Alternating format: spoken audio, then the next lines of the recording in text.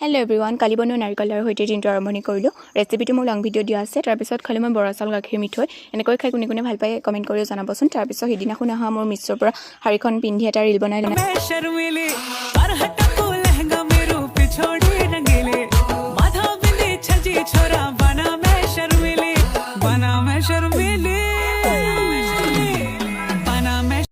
Reel চিল বনাই মিলি লৈ ধুনীয়াকৈ মই গ'লোঁ লগৰ কেইজনীৰ লগত খানা খাবলৈ। এয়া আমি খানা খোৱা জেগা পালোগৈ। তাতে বহুতখিনি মানুহ আহিছিলে আৰু সকলোৱে তাত বহুত আমি ফূৰ্তি কৰিলোঁ। বহুত লগৰকো আগৰ লগৰকো লগ পালোঁ, ভাল লাগিলে লগ পাই।